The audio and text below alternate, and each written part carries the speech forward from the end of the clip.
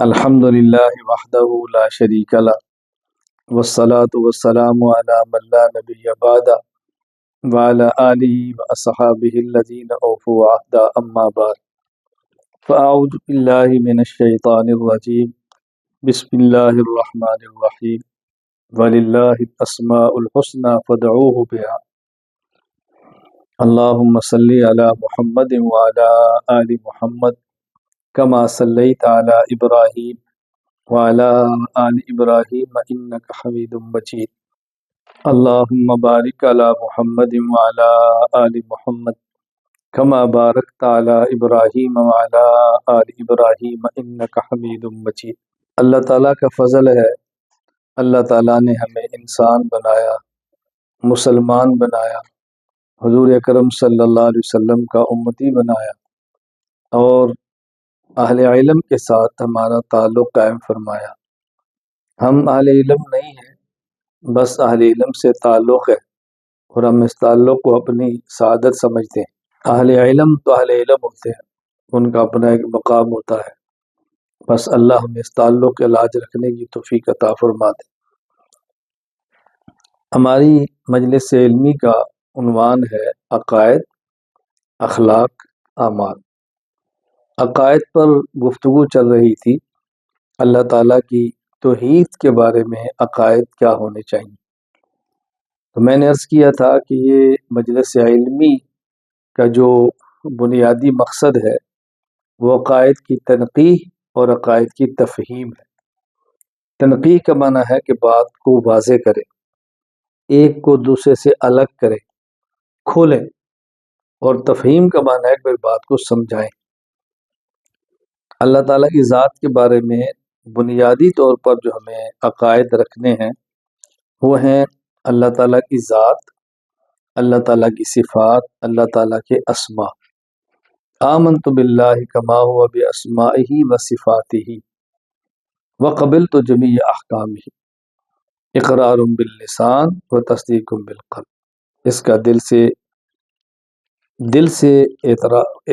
سے اس کو مانے بھی اور زبان سے اس کا اقرار بھی کرے۔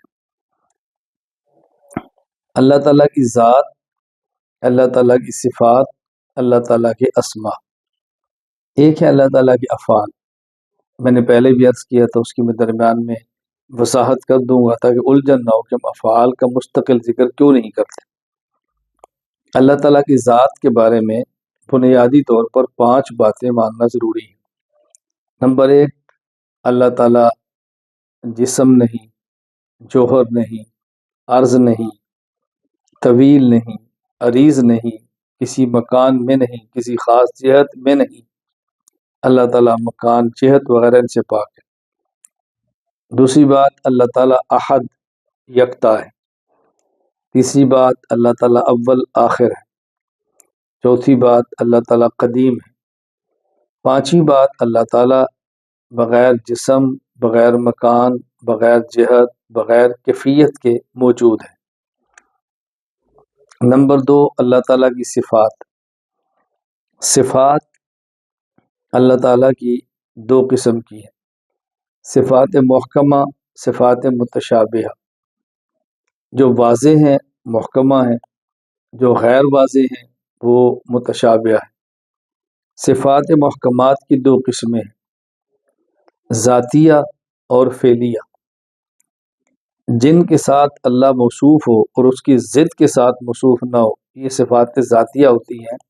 یہ 7 ہے: حیات، علم، قدرت، سمع، بصر، کلام، ارادہ۔ میں سمجھانے کے لیے ایک مثال دیتا ہوں۔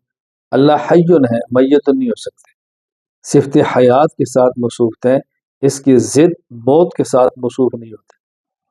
صفات فعلیہ، جن کے ساتھ اللہ موصوف ہوں اور ان کی ضد کے ساتھ بھی موصوف ہو سکیں، جیسے محیی، اللہ ممیت بھی ہے، ہادی، اللہ مضل بھی ہے، معز، اللہ مذل بھی ہے۔ اور یہ جو افعال ہیں یہ اللہ کی صفات فعلیہ ہیں، اس لیے مستقل الگ اس کا ذکر نہیں کیا جاتا۔ صفات متشابہہ کی 2 قسمیں ہیں، غیر معلوم المعنی غیر معلوم المراد۔ نمبر 1، جن کا لغوی معنی بھی معلوم نہ ہو، مراد شرعی بھی معلوم نہ ہو، جیسے الف لام میم، الف کا، لام کا، میم کا لغوی معنی بھی معلوم نہیں ہے، اور یہاں مراد کیا ہے وہ بھی معلوم نہیں ہے۔ یہ اللہ کی صفت کیوں ہے؟ یہ اللہ کا کلام ہے، یہ اللہ کا علم ہے۔ کلام اور علم اللہ کی صفتیں ہیں، لہذا الف لام میم اللہ کی صفت ہے۔ نمبر 2، معلوم المعنی غیر معلوم المراد، لغوی معنی معلوم ہے لیکن مراد شرعی معلوم نہیں ہے، جیسے ثم استوى علی العرش، الرحمن علی العرش استوى۔ اب لغوی معنی اللہ کا بھی معلوم ہے، استوا کا بھی معلوم ہے، عرش کا بھی معلوم ہے، لیکن یہاں مراد کیا ہے یہ ہمیں معلوم نہیں۔ آج بات کریں گے اللہ تعالیٰ کے اسما پر، اس کا خلاصہ ذہن نشین فرما لیں۔ نمبر 1، اللہ تعالیٰ کے اسما کی 2 قسمیں، اسے کہتے ہیں کہ اسماء باری تعالیٰ کی 2 قسمیں۔ Number 1 ذاتیہ، number 2 صفاتیہ۔ ذاتیہ کا معنی، اس میں ذاتی اللہ کا وہ نام ہے کہ جس میں کسی صفت کا لحاظ نہیں کیا گیا، بغیر صفت کا لحاظ کیے وہ خدا کا نام ہے۔ اور اللہ کا صفاتی نام وہ اللہ کا نام ہے جس میں خاص صفت کی طرف بھی رہنمائی ملتی ہے۔ اللہ تعالیٰ لیس کمثلہ شیء ہے، اللہ تعالیٰ بے مثال ہے، ممکن نہیں ہے خدا کی مثال۔ لیکن میں بہت درد کے ساتھ اور بڑی کڑن کے ساتھ یہ بات کہتا ہوں کہ جب تک مثال نہ دے بات سمجھ نہیں آتی۔ اس کا معنی یہ نہیں ہے کہ مثال اللہ تعالیٰ کی شان کے لائق ہے، میں صرف سمجھانے کے لیے کہتا ہوں۔ جس طرح ہمارے ہاں 2 قسم کے نام ہوتے ہیں، بسا اوقات ایک نام وہ ہوتا ہے جو والدین رکھتے ہیں اور اس میں کوئی خاص معنی، کوئی خاص صفت مقصود نہیں ہوتی، کوئی صفت کی طرف اشارہ بھی مقصود نہیں ہوتا، بس وہ نام رکھ لیا جاتا ہے۔ تو کبھی اس کا معنی پوچھے تو رکھنے والوں کو بھی نہیں آتا، بھئی کیوں رکھا؟ بس پسند آ گیا۔ کیوں رکھا؟ بس فلاں کا نام تھا، ہم نے بھی رکھ لیا بس۔ اور بعض نام ایسے ہیں کہ جو بندہ خود رکھ لیتا ہے یا ماں باپ رکھ لیتے ہیں یا پیدائش کے وقت رکھا جاتا ہے۔ کیوں بھئی ہم نے اس کا نام کیوں رکھا ہے؟ تاکہ یہ ایسا بنے۔ بھئی آپ نے بیٹے کا نام حماد کیوں رکھا ہے؟ بس ہماری خواہش ہے اللہ کی تعریف کرنے والا بنے۔ بھئی آپ نے بیٹے کا نام یہ کیوں رکھا ہے جواد؟ بس ہم چاہتے ہیں سخی ہو۔ بیٹے کا نام عابد کیوں رکھا ہے؟ بس ہماری خواہش ہے عبادت گزار۔ تو بس اوقات بعض ناموں میں صفت کا لحاظ نہیں ہوتا، کبھی ہوتا ہے۔ تو اللہ تعالیٰ کے اسماء 2 قسم کے، نمبر 1 اس میں ذاتی، نمبر 2 اس میں صفاتی۔ اللہ تعالیٰ کے ذاتی نام، دوسری بات اس کے بارے میں، اللہ تعالیٰ کا ذاتی نام صرف ایک ہے، اللہ، بس یہ ذاتی نام۔ اس کے علاوہ اللہ تعالیٰ کے جتنے بھی نام ہیں وہ صفاتی ہیں۔ تو ذاتی نام صرف ایک ہے، اس کے علاوہ تمام نام اللہ تعالیٰ کے وہ صفاتی ہیں۔ تیسری بات، اللہ تعالیٰ کے صفاتی ناموں کو اسماء حسنہ کہتے ہیں۔ اللہ تعالیٰ کے صفاتی ناموں کو اسماء حسنہ کہتے ہیں۔ توجہ سے بات سمجھ لیں۔ ایک وضاحت ذہن میں رکھ لیں کیونکہ آپ کے ذہن میں اشکال آئے گا کہ جب میں خود کہہ رہا ہوں کہ ذاتی وہ نام ہے کہ جس میں کسی صفت کا خیال نہیں ہے، اور اللہ کا صفاتی نام وہ ہے کہ جس میں کسی صفت کا خیال ہے۔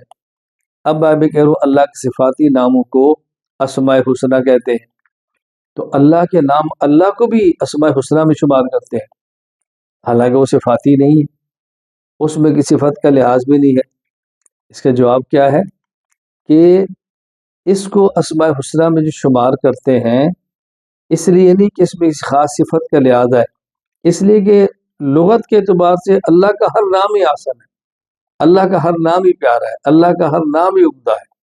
اور دوسری وجہ اسے کہتے ہیں ہم عربی میں تغلیباً، یعنی بس اوقات ایک چیز کا حکم اور ہوتا ہے لیکن اس کو شمار دوسرے کے اندر کر دیا جاتا ہے۔ جیسے دیکھیں قرآن کریم میں اقیم الصلاۃ، نماز پڑھو، اب یہ اقیم تو صیغہ امر کا ہے اور مردوں کے لیے، لیکن اس کے اندر حکم عورتوں کو بھی شامل ہے، حالانکہ اقیمہ عورتوں اقیمنا کہنا چاہیے، تو تغلیباً یعنی حکم مردوں کے دیا، عورتیں اندر شامل ہوگی، تو اس کو ذرا ذہن نشین فرما لیں۔ چوتھی بات، اسماء حسنہ کا معنی کیا ہے؟ اسماء جمع اسمن کی، اور حسنہ یہ واحد ہے، اور اسماء کی صفت ہے۔ عربی کا قاعدہ ہے اگر ایسا لفظ ہو کہ جو ذوی العقول عقل والا نہ ہو لفظ، تو اس کی جو جمع ہوگی اور اس کی صفت ہوگی وہ واحد مؤنث آئے گی، وہ واحد مؤنث آئے گی۔ تو یہ جو کہتے ہیں نا اسماء، اب یہ اسمن یہ تو عقل والا نہیں ہوتا نا، تو اسمن کی جمع کیا ہے؟ اسماء، تو جس کا اسم ہے وہ تو عقل والا ہوگا، لیکن خود لفظ اسم تو عقل والا نہیں ہے نا، تو جب اس کی جمع آئی وہ واحد مؤنث بھی آ سکتی ہے، اس لیے اسماء کی جمع ہے حسنہ، یعنی وہ اسماء جو حسنہ ہے، تو واحد اس کا ہوگا اسم احسن۔ تو اسماء حسنہ کا معنی کیا ہے؟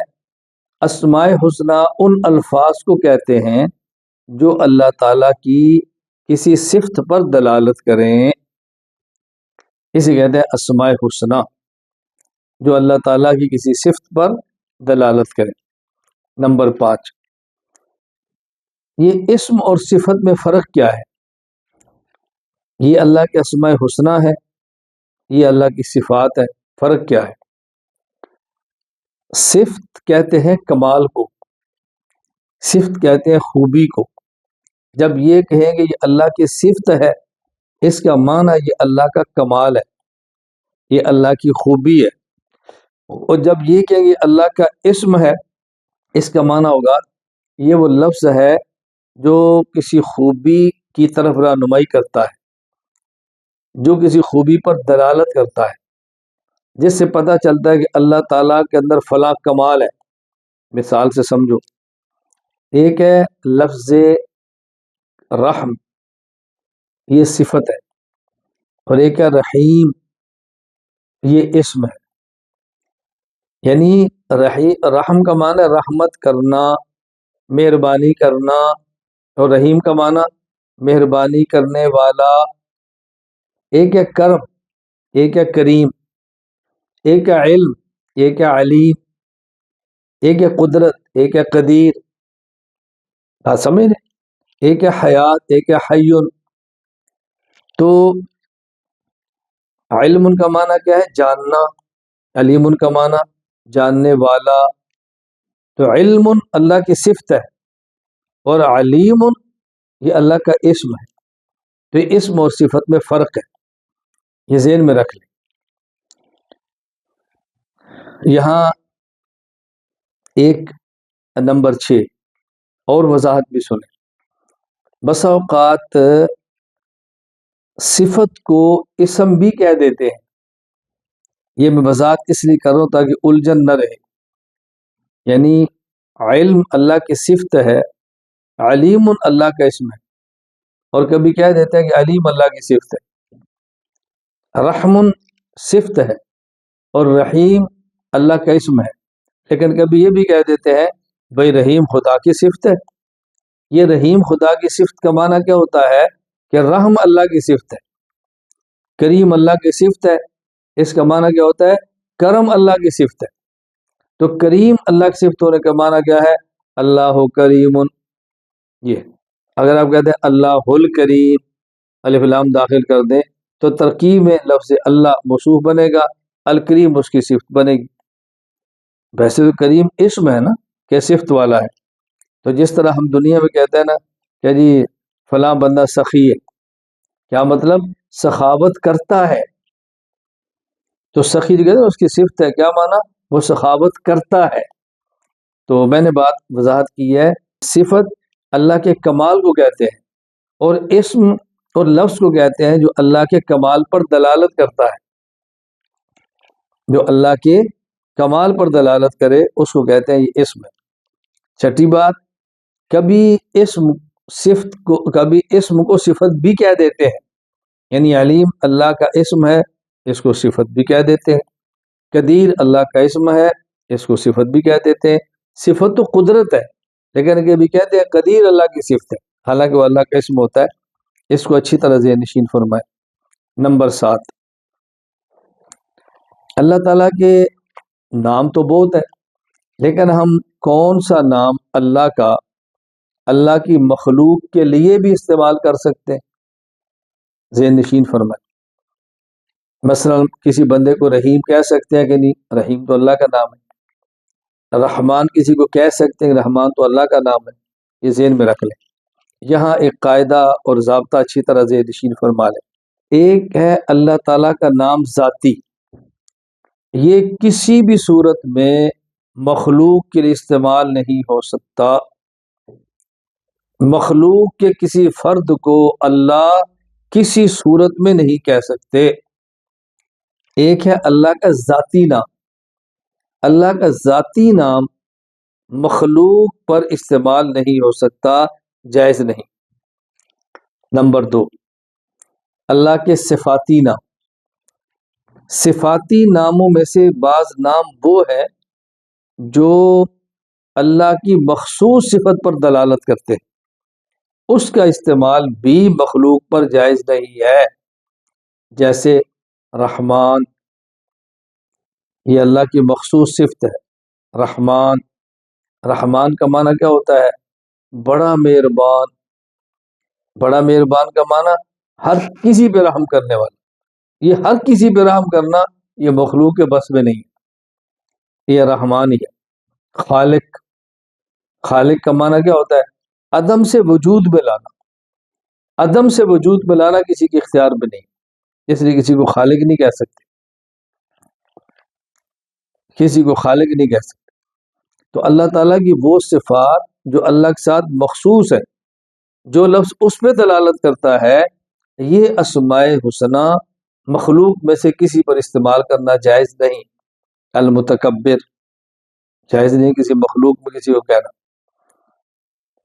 نمبر 3، اللہ تعالیٰ کے وہ اسماء جو ایسی صفات پر دلالت کرے کہ جو اللہ کے ساتھ مخصوص نہیں ہے، یعنی کسی درجے میں وہ بندے کے اندر صفت ہے، کسی درجے میں، تو اس کا استعمال مخلوق کے لیے کر سکتے ہیں یا نہیں؟ اگر قرآن کریم میں، حدیث پاک میں، امت کے دیندار طبقے میں اس کا استعمال کرنا ثابت ہے تو استعمال کر سکتے ہیں، اگر ثابت نہیں تو استعمال نہیں کر سکتے. اس کی مثال سمجھیں. رحیم، یہ اللہ کی صفت ہے. رحیم کا معنی ہوتا ہے تام الرحمہ، مکمل رحمت والا. تو یہ اس درجے میں انسان کے اندر موجود ہے کہ ایک انسان کے پاس 100 روپیہ ہے، وہ 100 کا 100 کسی کو دے دے، تو یہ کیا ہوگا؟ جتنی شفقت کر سکتا تھا ساری اس نے کر دی. اللہ کی طرح نہیں ہے. توجہ سے بات سمجھ لیں. اور یہ رحیم کا لفظ ایسا ہے جو قرآن کریم میں اللہ کے علاوہ اللہ کے مخلوق کے لیے ثابت ہے. لقد جاءکم رسول من انفسکم عزیز علیہ ما عنتم حریص علیکم بالمؤمنین رؤوف الرحیم. رحیم کا لفظ رسول اللہ صلی اللہ علیہ وسلم کے لیے قرآن سے ثابت ہے. صحابہ کرام اشداء علی الکفار رحماء بینہم، صحابہ کے لیے ثابت ہے. اچھا، علی، علی اللہ کی صفت ہے، وہو العلی العظیم. علی کا معنی ہے علو والا، بلند و بالا. اب یہ علی کا لفظ اللہ کی مخلوق کے لیے ثابت ہے، استعمال ہوا ہے. خود حضرت علی رضی اللہ عنہ کا نام ہے، اس کو آپ استعمال کر سکتے ہیں. اور اگر اللہ کی مخصوص صفات کے اوپر دلالت تو نہیں کرتا، لیکن قرآن کریم میں یا حدیث میں یا امت کے تعامل میں اس کا استعمال ثابت نہیں ہے، ویسا لفظ مخلوق کے لیے استعمال نہیں کرنا چاہیے. دیکھیں، کسی کا نام عبد الرحمن ہونا، اس کو رحمان بھائی نہیں کہہ سکتے. کسی کا نام عبد الرحیم ہو تو رحیم بھائی کہہ سکتے ہیں. آپ قرآن کریم میں بسم اللہ الرحمن الرحیم کا ترجمہ پڑھیں. آپ جہاں بھی لفظوں کا ترجمہ پڑھیں گے نا تو ترجمہ پڑھیں گے شروع کرتا ہوں اللہ کے نام کے ساتھ جو بڑا مہربان نہایت رحم کرنے والا ہے۔ تو رحمان کا بڑا مہربان، رحیم کا معنی نہایت رحم کرنے والا، اس کا معنی کہ رحمان کا معنی الگ ہے اور رحیم کا معنی الگ ہے۔ رحمان کا معنی ہے بڑا مہربان، کیا معنی؟ جو ہر کسی پہ مہربانی کرے، اور رحیم کا معنی کیا؟ نہایت۔ نہایت کا معنی کیا ہوتا ہے؟ انتہا۔ یہ ہمارا بھائی یہ قلم ہے، یہ یہاں سے شروع ہوتا ہے، یہاں اس کی انتہا ہوتی ہے، تو انتہا کا معنی ہوتا ہے اخیر۔ ایک ہوتا ہے سب پہ رحم کرنے والا، ایک ہوتا ہے اخیر درجے کا رحم کرنے والا۔ تو میں بات سمجھانا چاہ رہا ہوں، رحم اللہ کی صفت ہے، تو اللہ ہر کسی پر بھی کرتے ہیں، اور اللہ چاہے تو اخیر بھی کر دیتے ہیں۔ دنیا میں اللہ ہر کسی پہ کرتے ہیں۔ اللہ کی رحمت ہے کہ کافر بھی کھا رہے ہیں، اللہ کی رحمت ہے کہ ہم جیسے فاسق و فاجر بھی زندہ ہے، اور قیامت کے دن اللہ کی رحمت ایمان والوں کے لیے خاص ہو جائے گی، وہاں ہر کسی کو نہیں ملے گی۔ اور کیسی ملے گی؟ انتہا درجے کی ملے گی۔ اللہ ایمان والوں کو ایسی جنت دیں گے کہ انسانی عقل کے مطابق انتہا ہو جائے گی، نہ آنکھ دیکھ سکتی ہے، نہ کان سن سکتا ہے، نہ دنیا میں تصور کر سکتا ہے۔ یعنی دنیا میں انسانی سوچ کے مطابق یہ آسمان ہے نا، تو ہو سکتا ہے اس سے بھی کوئی بڑی چیز ہو، اور قیامت کے بعد جنت میں انسان کی عقل میں اس سے بڑی کوئی چیز نہیں ہوگی، انتہا ہو جائے خدا کے کرم کی، انسانی عقل کے مطابق انتہا ہو جائے گی۔ اسے کہتے ہیں الرحمن فی الدنیا والرحیم فی الآخرہ۔ اللہ دنیا میں تو ہر کسی پر مہربانی کرتے ہیں، اور آخرت میں ہر کسی پر نہیں کریں گے۔ اس لیے الرحمن الرحیم میں فرق ہے، ایک ہے عام الرحمہ، یہ الرحمن ہے ہر کسی پہ رحمت، ایک ہے تام الرحمہ، یہ رحیم ہے نہایت رحمت والا۔ تو اللہ تعالیٰ الرحمن فی الدنیا والرحیم فی الآخرہ۔ تو میں یہ بات سمجھانا چاہ رہا ہوں کہ عبد الرحمن کو رحمان کہہ سکتے ہیں؟ نہیں کہہ سکتے۔ کیوں؟ رحمان کا معنی میں نے کیا کیا؟ ہر کسی کو، دنیا میں کسی انسان کے اختیار میں نہیں ہے وہ ہر کسی کو نوازے، لیکن یہ ہو سکتا ہے جتنا اس کے پاس ہے اتنا ایک کو نوازے، اور ایک کی سوچ سے بڑھ کر نواز دے، یہ تو ہو سکتا ہے نا۔ اس لیے رحمان نہیں کہہ سکتے، رحیم ثابت ہے۔ خیر خلاصہ کیا ہے؟ جو نمبر ایک اللہ کا ذاتی نام ہے وہ اللہ کے علاوہ اللہ کی مخلوق پر استعمال کرنا جائز نہیں۔ نمبر دو، اللہ کے صفاتی ناموں میں سے جو اللہ کی صفات مخصوصہ پر دلالت کرے اس کا استعمال مخلوق کے لیے جائز نہیں، جیسے رحمان، خالق، متکبر۔ نمبر تین، اچھا اسی طرح اللہ تعالیٰ کی صفات پر دلالت کرے اور مخصوص صفات نہ ہو اللہ کی صفت ہو، تو اگر اس کے استعمال قرآن کریم سے حدیث سے ثابت ہے تو مخلوق کے لیے استعمال کر سکتے ہیں، اگر ثابت نہیں تو استعمال نہیں کر سکتے۔ ہاں ذہن نشین یہ فرما لیں کہ جب اس کا استعمال خالق کے لیے ہوگا تو معنی اور ہوگا، مخلوق کے لیے ہوگا تو معنی اور ہوگا۔ جب خالق ہو گیا نا العلی، تو اس کا معنی سب سے بلند، اور جب مخلوق ہے نا علی، اس کا معنی سب سے بلند نہیں ہے، بس بلند ہے۔ جب خالق ہے نا السمیع، تو اس کا معنی ہوگا کہ ما فوق الاسباب بھی سنتا ہے، کان کا محتاج نہیں سننے میں، آلات کا محتاج نہیں ہے۔ اور جب مخلوق کہیں گے سمیع، تو مطلب کیا؟ قریب سے سنتا ہے، اسباب کے درجے میں سنتا ہے۔ اور جب سمیع کہیں گے تو اس کا معنی کیا ہوگا؟ کہ اپنے اعضاء سے سنتا ہے۔ بات اچھی طرح ذہن نشین فرما لیں۔ نمبر 8، اللہ تعالیٰ کے وہ اسماء جو کفار استعمال کرتے ہیں، یعنی اگر کچھ نام ایسے ہیں کہ جو کافر استعمال کرتے ہیں، ہم اس کو استعمال کر سکتے ہیں کہ نہیں؟ ذہن نشین فرما لیں۔ پہلے دیکھیں گے کہ جو نام کفار استعمال اللہ کے لیے کرتے ہیں وہ اللہ کا ذاتی نام ہے یا اللہ کا صفاتی نام ہے۔ پھر یہ دیکھیں گے اللہ کی صفات میں سے کون سی صفت پہ دلالت کرتا ہے۔ اگر یہ تحقیق ہو جائے کہ یہ اللہ کا ان کے ہاں ذاتی نام ہے، یہاں ان کے ہاں صفاتی نام ہے، صفات میں سے کس صفت پہ دلالت کرتا ہے پھر تو گنجائش ہے، وگرنہ گنجائش نہیں ہے۔ جس طرح فارسی زبان میں خدا کا لفظ استعمال ہوتا ہے، اب فارسی تو عربی زبان نہیں ہے نا، تو مسلمان بھی استعمال کرتے ہیں، کر سکتے ہیں، کیوں؟ یہ خدا کا ذاتی نام نہیں ہے، یہ خدا کا صفاتی نام ہے۔ خدا سے مراد ہے مالک، تو اللہ کے لیے مالک تو ہم بھی استعمال کرتے ہیں، وہاں بھی استعمال ہوتا ہے۔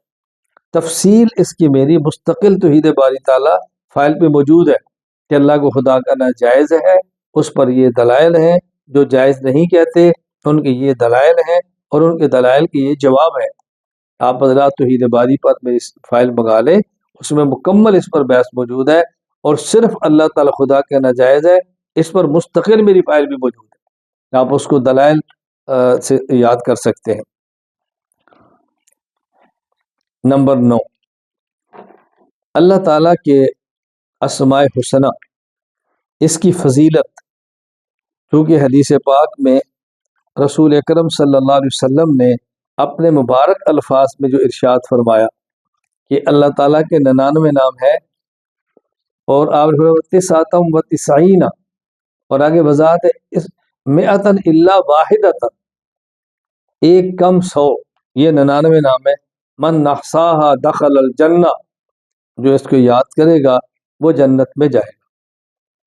اللہ تعالیٰ کے 99 اسماء حسنہ پر وہ یاد کرنے پر جنت کی بشارت ہے۔ وہ 99 اسماء حسنہ کون سے ہیں؟ هو اللہ الذی لا الہ الا هو الرحمن الرحیم الملک القدوس السلام المؤمن المہیمن العزیز الجبار المتکبر الخالق البارئ المصور الغفار القہار الوہاب الرزاق الفتاح العلیم القابض الباسط الخافض الرافع المعز المذل السمیع البصیر الحکم العدل اللطیف الخبیر الحلیم العظیم الغفور الشکور العلی الکبیر الحفیظ المقیت الحسیب الجلیل الکریم الرقیب المجیب الواسع الحکیم الودود المجید الباعث الشہید الحق الوکیل القوی المتین الولی الحمید المحصی المبدئ المعید المحیی الممیت الحی القیوم الواجد الماجد الواحد الاحد الصمد القادر المقتدر المقدم المؤخر الاول الاخر الظاہر الباطن الوالی المتعال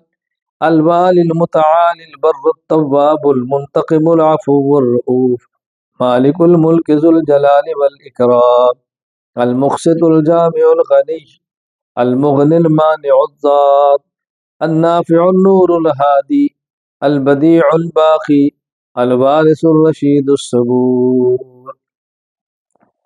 ان اللہ کے 99 ناموں کو بغیر حرف ندا، بغیر یا کے پڑھ سکتے ہیں جیسے میں نے پڑھے، اور چاہیں تو اس کو حرف ندا کے ساتھ بھی پڑھ سکتے ہیں، یا اللہ، یا رحمان یا رحیم، یا ملک یا قدوس یا سلام یا مؤمن، یا مہیمن یا عزیز یا جبار یا متکبر، یا خالق یا بارئ یا مصور، یا غفار یا قہار یا وہاب یا رزاق، یا فتاح یا علیم یا قابض یا باسط، یا خافض یا رافع یا معز یا مذل، یا سمیع یا بصیر، یا حکم یا عدل یا لطیف یا خبیر، یا حلیم یا عظیم یا غفور یا شکور، یا علی یا کبیر، یا حفیظ یا مقیت، یا حسیب یا جلیل، یا کریم یا رقیب، یا مجیب یا واسع، یا حکیم یا ودود، یا مجید یا باعث، یا شہید یا حق، یا وکیل یا قوی، یا متین یا ولی یا حمید، یا محصی یا مبدئ یا معید، یا محیی یا ممیت، یا حی یا قیوم، یا واجد یا ماجد، یا واحد یا احد، یا صمد یا قادر، یا مقدم یا مؤخر، یا مقتدر یا مقدم یا مؤخر، یا اول یا آخر، یا ظاہر یا باطن، یا والی یا متعالی، یا بر یا تواب، یا منتقم یا عفو، یا رؤوف یا مالک الملک، یا ذا الجلال والاکرام، یا مقسط یا جامع، یا غنی یا مغنی، یا مانع یا ضار، یا نافع یا نور، یا ہادی یا بدیع، یا باقی یا بارث، یا رشید یا صبور۔ یوں حرف ندا کے ساتھ پڑھنا چاہیں ان کو تب بھی پڑھ سکتے ہیں۔ نمبر 10، اسماء حسنہ 99 ہے، ان کو یاد کرنے پر جنت کی بشارت ہے۔ اس پر ایک غلط فہمی دور فرما لیں۔ کسی کے ذہن میں یہ بات نہیں آنی چاہیے کہ اللہ تعالیٰ کے اسماء حسنہ 99 ہیں۔ اللہ تعالیٰ کے اسماء حسنہ لا تعد ولا تحصى، کوئی ان کا شمار نہیں، کوئی ان کا شمار نہیں۔ اللہ تعالیٰ کے اسماء حسنہ کا کوئی شمار نہیں۔ اس پر دلیل، اللہ تعالیٰ کے اسماء حسنہ ان الفاظ کا نام ہے جو اللہ کے کمالات پہ دلالت کرے۔ تو جب اللہ کے کمالات کا شمار نہیں ہے تو ان پہ دلالت کرنے والے الفاظ کا بھی شمار نہیں۔ اس لیے ذہن نشین فرما لیں، اللہ کے اسماء حسنہ لا تعد ولا تحصى ہے، ہمارے شمار میں نہیں ہے، نہ ہی آج تک کسی نے شمار کیے ہے، نہ ہی قیامت تک کوئی شمار کر سکتا ہے۔ قل لو كان البحر مدادا لكلمات ربي لنفذ البحر قبل ان تنفذ كلمات ربي، قرآن کریم میں وَلَوْ جِئْنَا بِمِثْلِهِ مَدَدًا، اگر یہ سارے درخت قلم بن جائے، یہ سارا سمندر سیاہی بن جائے، یہ لکھنا شروع کرے، اللہ فرماتے ہیں ایسے اور سمندر بھی آ جائے، ایسے اور درخت بھی آ جائے، اللہ کی صفات کو نہیں لکھ سکتے، تو اللہ کے نام کیسے شمار ہو سکتے ہیں؟ ممکن ہی نہیں ہے۔ اس لیے یہ وضاحت ذہن نشین فرما لیں، اللہ تعالیٰ کے اسماء حسنہ میں سے 99 اسماء مبارکہ جو اس حدیث میں ہیں، ان کو یاد کرنے پر جنت کی بشارت ہے۔ اس کا معنی یہ نہیں ہے کہ اسماء حسنہ صرف 99 ہیں، اسماء حسنہ اور بھی ہے، لیکن جن اسماء حسنہ کو یاد کرنے پر جنت کی بشارت ہے وہ اسماء حسنہ 99 یہ۔ میری آخر میں آپ تمام احباب سے درخواست ہے، میری تمام حضرات سے، خواتین سے گزارش ہے، جہاں تک کہ میری بات پہنچے میری ان تمام سے گزارش ہے، اللہ کا واسطہ دے کر آپ سے عرض کرتا ہوں کہ تمام حضرات اور خواتین اسماء حسنہ کو یاد کریں اور اسماء حسنہ کا واسطہ دے کر اللہ سے مانگنے کی عادت بنائیں، اپنی اولاد کو یاد کریں۔ ہمارے تمام مکاتب، تمام مدارس، تمام جامعات، میں تمام کا لفظ کہہ رہا ہوں جن کا مجھ سے تعلق ہے، میں اپنی اوقات سے بڑھ کر کبھی بات نہیں کرتا، میں یہ کوئی ایسا ہی بات نہیں کر رہا کہ میں امت کے تمام اہل علم کو خطاب کروں، ہرگز ایسا نہیں۔ میں اپنے شاگردوں کو، اپنے مریدوں کو، اپنے بچوں کو، اپنے تعلق والے احباب کو کہہ رہا ہوں، اور وہ بھی درخواست کر رہا ہوں، وہ بھی گزارش کر رہا ہوں، اللہ کا واسطہ دے کر کہہ رہا ہوں کہ اسماء حسنہ کو خود یاد کریں، اس کے بعد اولاد کو یاد کریں۔ مدارس، مکاتب، جامعات، مراکز، خانقاہیں جہاں پہ چھوٹی بچیاں پڑھتی ہیں، وہ ان کو اسماء حسنہ یاد کریں۔ اس کا سب سے آسان طریقہ کہ آپ قرآن کریم پڑھانے کے لیے قرآنی قاعدہ پڑھائیں۔ جب بچہ قرآنی قاعدہ سے فارغ ہو جائے تو ناظرہ قرآن کریم بعد میں شروع کرائیں، پہلے اس بچے کو اسماء حسنہ یاد کریں۔ جب اس بچے کو اسماء حسنہ یاد ہو جائیں تو روزانہ ایک مرتبہ اسماء حسنہ سنیں، 1 ماہ تک یہ معمول رکھیں، 1 ماہ مکمل ہو جائے پھر ہفتہ میں 1 بار شروع کر دیں، ایک ماہ مکمل ہو جائے پھر 15 دن میں ایک بار شروع کر دیں، ایک ماہ مکمل ہو جائے پھر مہینے میں ایک بار شروع کر دیں۔ تو جب تک بچہ ناظرہ قرآن کریم نہیں پڑھتا، ناظرہ قرآن کریم پڑھ لیتا ہے، حفظ مکمل نہیں کرتا، حفظ کر لیتا ہے اور گردان نہیں کرتا، تو مہینے میں ایک مرتبہ ان بچوں سے اسماء حسنہ سننے کا اہتمام کرے، انشاءاللہ موت تک یہ بچہ اسماء حسنہ کو نہیں بھولے۔ اسماء حسنہ الحمدللہ میرے اللہ کا بڑا شکر ہے، میں آپ کی خدمت میں بارہ گزارش کرتا ہوں کہ میں ان باتوں کو بطور کارگزاریاں پیش کرتا ہوں، آپ کی ترغیب کے لیے پیش کرتا ہوں، آپ کو متوجہ کرنے کے لیے پیش کرتا ہوں۔ میرا اللہ جانتا ہے میرا اور کیا مقصد ہے، وہ خدا جانتا ہے کوئی مقصد ہے یا نہیں۔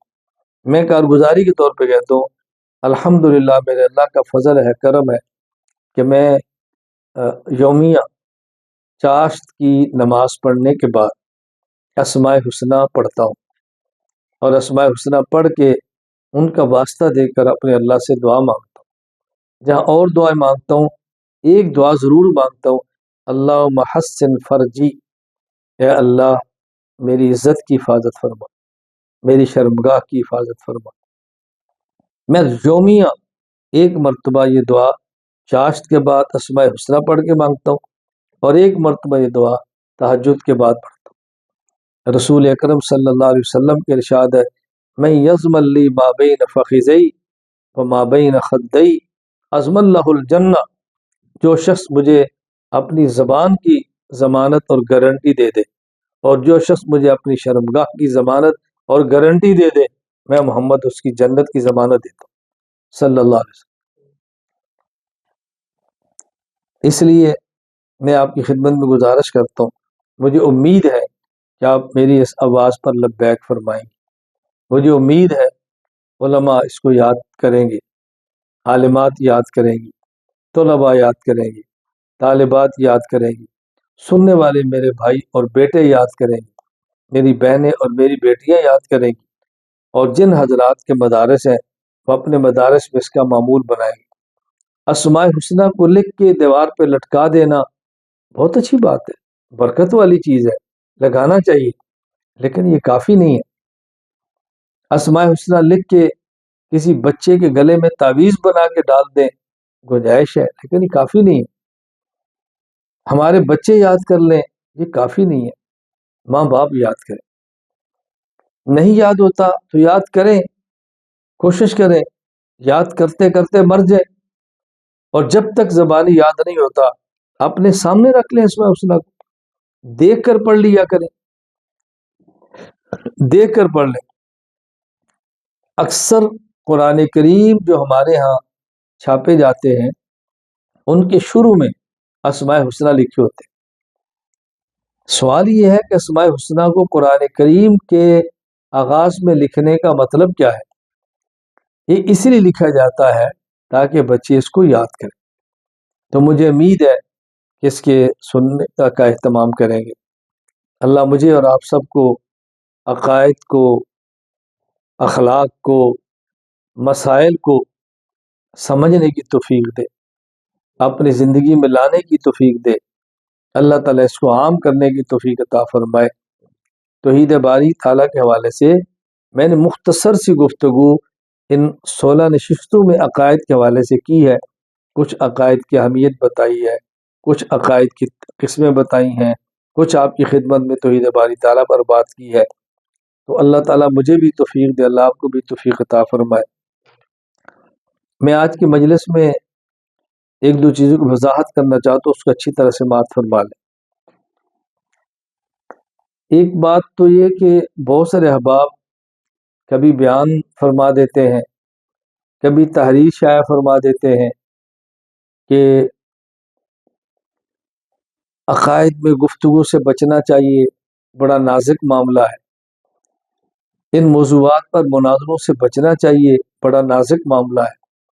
میں اس کے اعتراف کرتا ہوں، بڑا نازک معاملہ ہے۔ میں کبھی نہیں کہتا ان بحثوں میں آغاز کریں، لیکن آج دنیا میں کافر اور بدعتی ان موضوعات پہ بات کرتے ہیں، ہمارے بچوں کے عقائد خراب کرتے ہیں، ہماری بچیوں کے عقائد تباہ کرتے ہیں، اس وقت کوئی چارہ نہیں ہے اس بات کو بیان کیے بغیر۔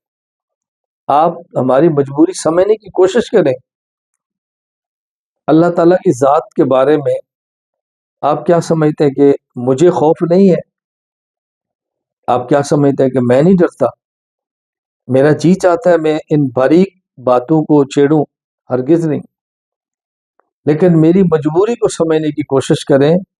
لوگ ان موضوعات کو چھیڑتے ہیں، کبھی استوا کی بات کریں گے، کبھی صفات کی بات کریں گے، کبھی اور موضوعات کو چھیڑیں گے۔ اب اگر ہم اپنے بچوں کے سامنے بیان نہ کریں تو گمراہی کے گڑھوں میں گریں گے، اس کا جواب دہ کون ہوگا؟ تو میں اس لیے گزارش کرتا ہوں میری اس فکر کو سمجھیں۔ دوسری میری گزارش یہ ہے، میں انشاءاللہ کل اس پر مزید بات کروں گا۔ ہمارے طلبہ کرام کو بطور خاص ان 3 موضوعات پہ بہت توجہ دینی چاہیے۔ نمبر 1 عقائد، نمبر 2 اخلاق، نمبر 2 مسائل۔ عقائد کو درست کریں، ہم اپنے اخلاق کو درست کریں، ہم مسائل شریعت کو پڑھیں اور سمجھیں اور امت میں اس کو بیان کریں۔ میری تیسری اور آخری گزارش یہ ہے کہ دین کی خدمت کرنے والے کو کچھ وقت یومیہ خلوت میں اپنے اللہ کے ساتھ بیٹھ کے باتیں کرنی چاہیے۔ اللہ کے ساتھ بیٹھ کر بات کرنے کا کیا مطلب ہے؟ ہم رات کو اٹھیں، اس کمرے میں کوئی نہیں ہے، اللہ کی ذات کے علاوہ ہماری بات کو سننے والا نہیں ہے، ہم نماز پڑھیں، اللہ کا قرآن پڑھیں، گویا ہم اللہ سے بات کر رہے ہیں۔ اللہ تعالیٰ سے مانگیں، اور ایسے نہیں مانگے کہ وہ دعا پڑھے جس کا ہمیں ترجمہ بھی نہیں آتا، رٹی رٹائی دعائیں، ٹھیک ہے برکت کے لیے، اللہ اس کو بھی قبول فرمائے۔ اپنی زبان میں اپنے اللہ سے اپنی ضرورتیں مانگے، اے اللہ میں گناہوں میں مبتلا ہوں، اللہ مجھے اس مصیبت سے نجات دے دے، اللہ میں بدکاریوں کے اندر مبتلا ہوں، مجھے بچا لے، اے اللہ میں جرائم کے اندر مبتلا ہوں، مجھے بچا لے، اللہ میری خلوت اور تنہائی تیری نافرمانی میں گزر رہی ہے، اللہ مجھے بچا لے، اے اللہ اگر آپ نے میری حفاظت نہ فرمائی کون ہے جو میری حفاظت کرے گا؟ اللہ مجھے آپ نے نہ بچایا، مجھے کون بچائے گا؟ اے اللہ میری حفاظت فرما، والدین کی فرما، میرے بچوں کی فرما، اللہ تو مجھے کام کے لیے قبول فرما لے۔ آپ یقین فرمائے میں تو اللہ سے اتنی دعا مانگتا ہوں، یا اللہ میرے پاس علم بھی نہیں ہے، میرے پاس وہ عمل بھی نہیں ہے، اے اللہ میرے پاس وسائل اسباب بھی نہیں ہے، اللہ آپ جانتے ہیں کہ میں آپ کے دین کے ساتھ مخلص ہوں یا نہیں، اللہ آپ جانتے ہیں، یہ تو میری اس خلوت میں تیری ذات کے علاوہ کوئی میری بات نہیں سن رہا، اللہ علم بھی نہیں ہے، اے میرے اللہ میرے پاس عمل بھی نہیں ہے، اے اللہ میرے پاس وسائل بھی نہیں ہے، اے اللہ میں دین کا کام کرنا چاہتا ہوں، آپ میرے محتاج بھی نہیں ہیں، اے اللہ تو مجھے قبول فرما لے، میرے گھر کو قبول فرما لے، میرے بچوں کو قبول فرما لے، میری اولاد کو قبول فرما لے، اے اللہ میرے خاندان کو قبول فرما لے، میرے تعلق والوں کو قبول فرما لے، جو ہمارے ساتھ جڑے ہیں پڑھتے ہیں، اللہ تو ان کو قبول فرما لے۔ میں بھی دعا کرتا ہوں اور یہ اس لیے گزارش کرتا ہوں کہ آپ یہ ان دعاؤں کا معمول بنائیں، رات کو اٹھنے کا معمول بنائیں، تہجد کا معمول بنائیں، اسماء حسنہ پڑھ کر خدا سے مانگنے کا معمول بنائیں۔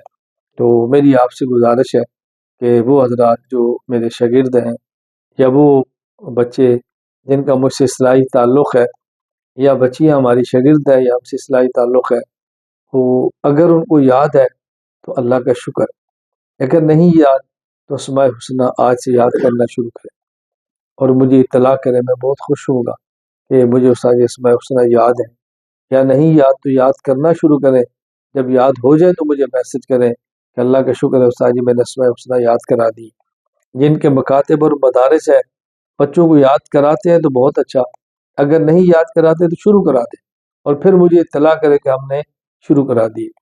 بس دوسروں پہ تبصرے چھوڑیں، دوسروں کی بحثیں چھوڑیں، دوسروں کی زندگی میں بحث کرنی چھوڑیں، ہم اپنے آپ کو ٹھیک کرنے کی کوشش کریں۔ اللہ تعالیٰ مجھے اور آپ سب کو قبول فرمائے۔ اللہ تعالی ہم سب کا خاتمہ ایمان پر فرمائے، اللہ تعالی ہمیں دین کی خدمت کی توفیق عطا فرمائے، اللہ تعالی ہمیں اور ہماری نسلوں کو اس کے لیے